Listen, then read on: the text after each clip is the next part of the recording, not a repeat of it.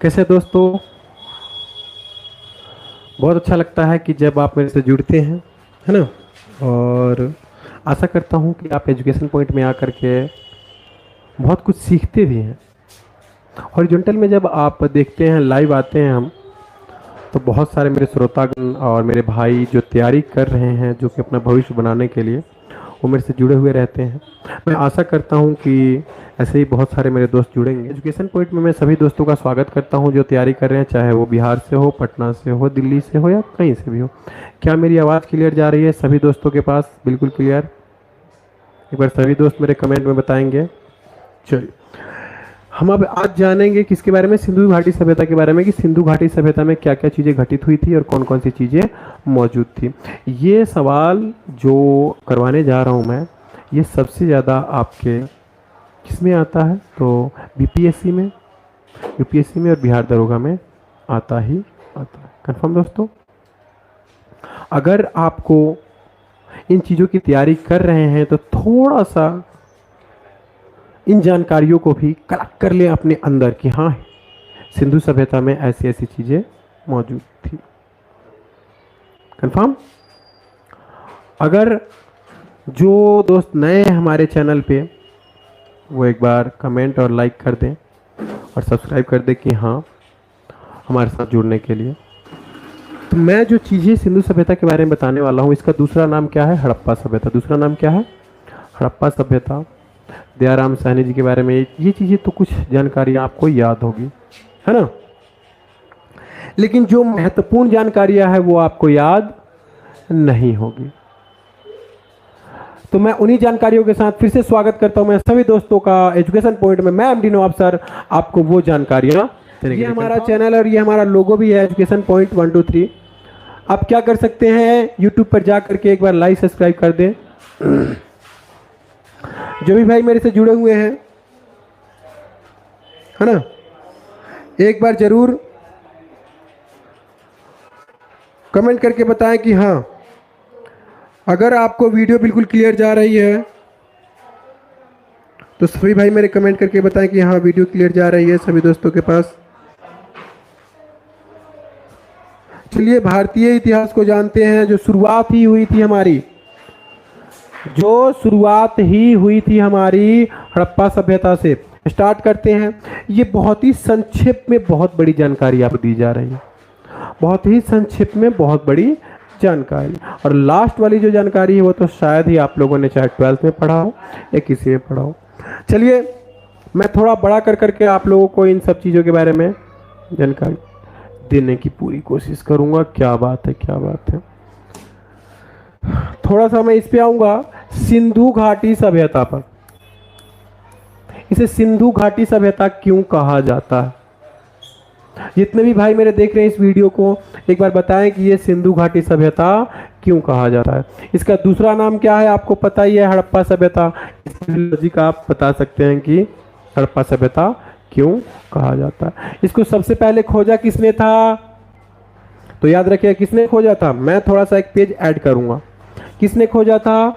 दयाराम साहनी ने। किसने? दयाराम साहनी के द्वारा खोजा गया था। एक और व्यक्ति इसमें सबसे ज्यादा भूमिका निभाते हैं, रखाल दास बनर्जी। कौन?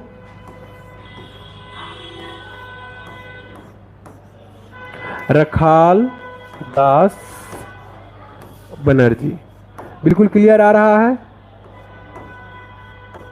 सभी दोस्तों के पास? बिल्कुल क्लियर जा रहा है। अब ये देखिए, ये 1921 की बात हो रही है।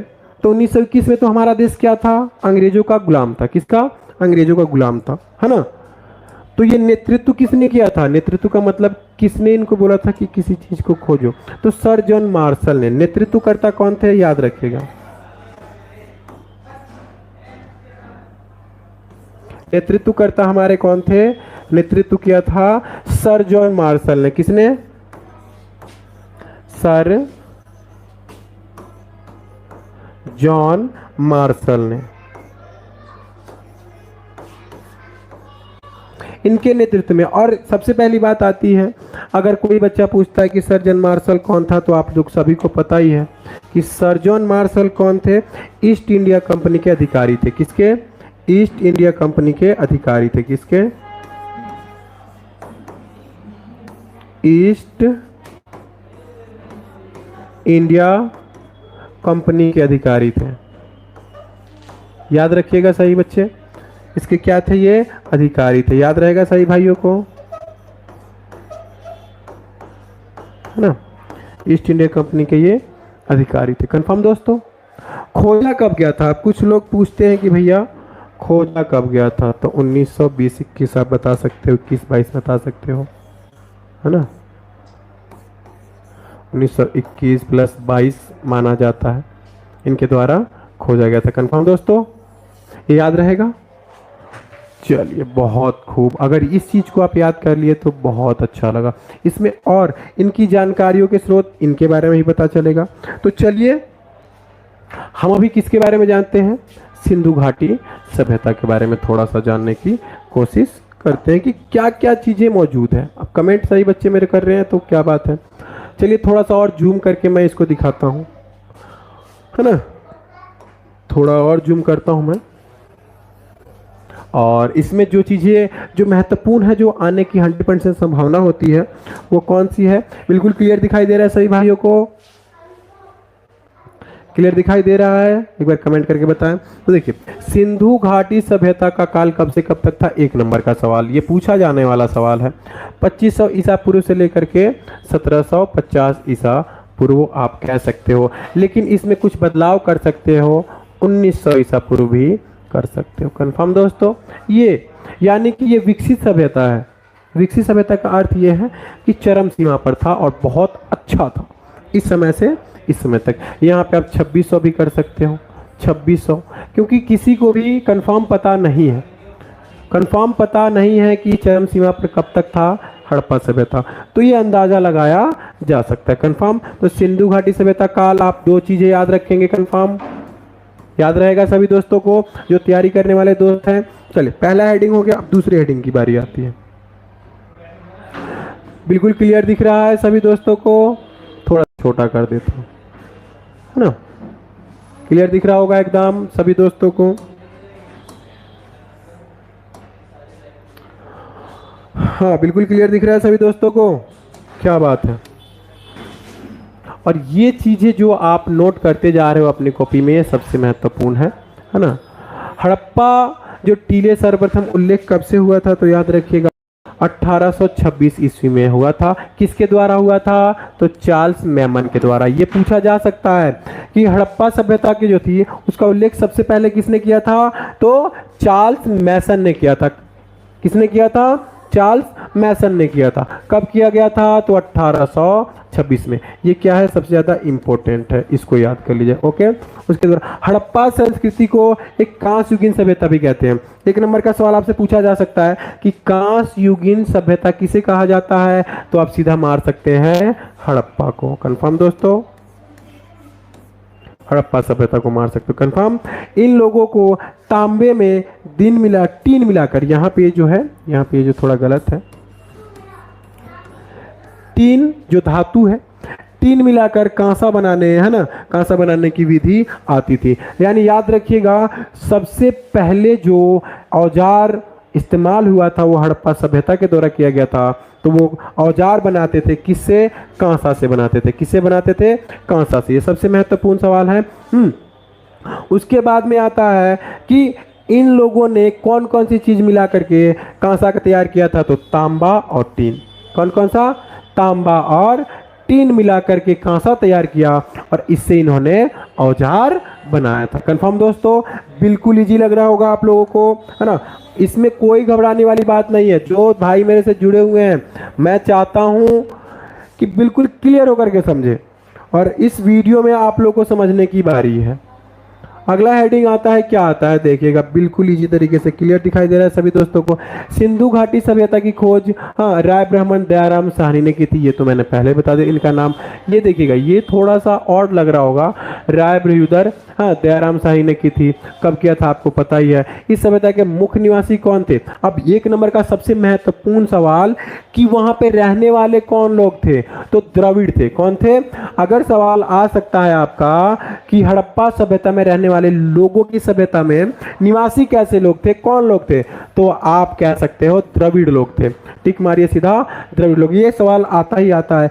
भूमध्य सागरीय थे और यह एक नगरीय सभ्यता थी, यानी कि सबसे पहला शहर भी आप कर सकते हो कौन सा था, तो हड़प्पा सभ्यता। नगरीय सभ्यता कौन सी थी सबसे पहले की, तो हड़प्पा सभ्यता। कंफर्म दोस्तों। इसमें दो सवाल मिलता है आपका कि हड़प्पा सभ्यता में निवासी कौन सी थे, तो द्रविड़ थे, और वह कौन सी सभ्यता थी, तो नगरीय सभ्यता थी। कंफर्म। ये दो सवाल सबसे ज्यादा महत्वपूर्ण बनते हैं। कंफर्म दोस्तों।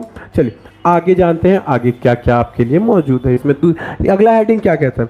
अगला हेडिंग कहता है सिंधु सभ्यता का बंदरगाह लोथल को माना जाता है। एक नंबर का सवाल आपसे पूछा जा सकता है कि सिंधु सभ्यता का बंदरगाह का नाम बताएं। सिंधु सभ्यता के बंदरगाह का नाम बताएं, तो आप क्या दे सकते हैं, लोथल वहां का महत्वपूर्ण बंदरगाह माना जाता है। कंफर्म दोस्तों। अगला हेडिंग क्या कह रहा है हमारे पास? अगला हेडिंग कह रहा है हमारा कि सिंधु सभ्यता की लिपि कैसी थी, तो भावात्मक थी, चित्रात्मक, है ना, चित्रात्मक थी। और यह लिपि दाएं से बाएं लिखी जाती थी, यानी सबसे ज्यादा ओड क्या है, आपने देखा होगा अलिफ बे ते से, ये यानी कि ये क्या उनकी फारसी शब्द है, ये दाहिने से बाएं लिखी जाती है ना। वैसी ही यह लिपि थी और लिखी जाती थी दाहिने से बाएं। याद रखेंगे सभी दोस्तों। चलिए कंफर्म है। आगे देखते हैं कि आगे हेडिंग क्या कह रहे हैं। कंफर्म दोस्तों। चलिए। ओहो क्या बात है, इतना ही है? इसमें कितने हेडिंग थे? अच्छा 7। ये जो सबसे महत्वपूर्ण हेडिंग है मेरे भाई, ये याद रखिएगा, सबसे महत्वपूर्ण हेडिंग्स में से एक था ये। और थोड़ा सा और आते हैं हम जानने के लिए, तो सभी भाइयों को बिल्कुल क्लियर दिखाई दे रहा होगा, है ना। देखिए इन सब चीज़ों को जानकारी प्राप्त करना ही आपका लक्ष्य होना चाहिए, है ना। जानकारी प्राप्त करना ही आपका क्या होना चाहिए, लक्ष्य होना चाहिए। जो मिल रहा है उसको अपने कब्जे में कर लो। हड़प्पा सभ्यता सबसे प्रमुख सभ्यता थी, है ना, और इसकी सबसे महत्वपूर्ण। अब सिंधु सभ्यता में नगर तथा घरों को बनाने के लिए कौन सी पद्धति अपनाई गई थी, तो ग्रिड पद्धति। याद रखिएगा ग्रिड पद्धति अपनाई गई थी। और सिंधु समाज किसका, मातृत्व सत्तात्मक था, यानी कि यहाँ पे जो सत्ता पे काबिज थे, सत्ता के जो लोग थे वो कौन से, मातृ पे आता है, यानी माता पे आता है, पितृ समाज नहीं था, माता पे आता है। कंफर्म दोस्तों। क्या बात है, बिल्कुल क्लियर वीडियो जा रही है सभी दोस्तों के पास। अगला देखिए क्या कह रहा है, मोहनजोदड़ो से कांस्य की मूर्ति नर्तकी मिली है। एक नंबर का सवाल आ सकता है कि मोहनजोदड़ो में क्या मिली है, तो एक नर्तकी मिली है। नर्तकी का मतलब क्या होता है, डांस करते हुए। याद रखिएगा सभी दोस्त, क्या होता है, डांस करते हुए। कंफर्म।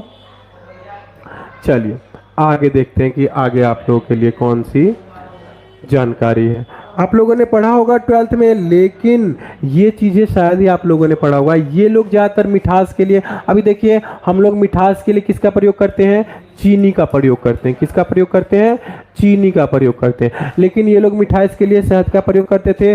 और सैंधवासी यानी सिंधवासी, इसको क्या कह सकते हो आप, सिंधवासी। सिंधवासी, है ना, सिंधवासी दशमलव प्रणाली पर आधारित थी और बाटों का प्रयोग करते थे। और बाटों का प्रयोग, एक नंबर का सवाल आता है, ये बाट किस पत्थर से बनाते थे, तो चॉट नामक पत्थर से ये बाट बनाया करते थे। ये सबसे महत्वपूर्ण सवाल आता है कि हड़प्पावासी हाँ बाटों का प्रयोग जो करते थे वो किस पत्थर से करते थे, तो चॉट नामक पत्थर से वो लोग बाट बनाते थे। कंफर्म दोस्तों। चलिए, और सबसे बड़ी इनकी देन क्या है, तो दशमलव प्रणाली है। याद रखिएगा सभी दोस्त। ओके। लोथल में मिट्टी से निर्मित घोड़े की प्रतिमा प्राप्त हुई है, यानी कि ये देखिए उस समय में भी क्या बच्चे के खिलौने में क्या प्राप्त हुआ है, मिट्टी से बना हुआ घोड़ा। आजकल जो गांव के बच्चे यहाँ गाय के साक्ष्य नहीं मिले हुए हैं, यानी कि हड़प्पावासी गाय को अपना पालतू जानवर नहीं बनाए हुए थे। कंफर्म दोस्तों। हड़प्पावासी, याद रखिएगा ये सबसे ऐसा सवाल आता है कि कौन से ऐसे पशु है जो हड़प्पावासियों ने पालतू नहीं बनाया था, वो गाय था। ठीक है सभी दोस्तों, है ना। चलिए ये थोड़ा सा और अच्छा जानकारी, चट नामक पत्थर, इसको हमेशा याद रखिएगा, ये पूछा जाता ही जाता है। अगला क्या है देखिएगा, सिंधुवासी बतख को अत्यधिक पवित्र मानते थे। ओहो, अब देखिए सिंधु घाटी सभ्यता के लोग जो हैं सबसे पवित्र किस पक्षी को मानते थे, तो वो बतख है। कंफर्म दोस्तों, कौन सा है, बतख है। दूसरा हेडिंग कहता है जुते हुए खेत के साक्ष्य कहाँ मिले हैं, 1 नंबर का ये, यानी कि सबसे महत्वपूर्ण सवाल आपके पास जा रहा है जो डायरेक्ट आता ही आता है। छोटे से वीडियो के तहत मैं आपको बता रहा हूँ, है ना, छोटी सी बात में। जुते हुए खेत कहाँ मिले हैं, कालीबंगन से प्राप्त हुआ। कंफर्म दोस्तों, कहाँ से प्राप्त हुआ है, कालीबंगन से। ये डिट्टो आता ही आता है क्वेश्चन। अगला सवाल है नक्काशीदार ईंटों के प्रयोग के साक्ष्य कालीबंगन से ही प्राप्त हुए हैं। मेरा मानना देखिए, इतनी सी जानकारी आपको अगर मिल जाएगी तो बहुत ज़्यादा है, जो कि ये आप सोच रहे होंगे कि इतनी सारी जानकारियों के बावजूद सर ने इतनी कम जानकारी क्यों दी, क्योंकि एसएससी में जो पूछा जाने वाला होता है वो इतना ही होता है और आपसे इस लेवल से ज़्यादा हार्ड नहीं पूछा जाता है। अगर आप नए हो मेरे चैनल पे, तो जो भी भाई इस वीडियो को देख रहे हैं एक बार लाइक सब्सक्राइब जरूर कर दें, और हड़प्पा सभ्यता के बारे में और कुछ जानकारी चाहिए तो 12th क्लास की जो वीडियो है उसको जरूर देखें। जब तक के लिए जय हिंद।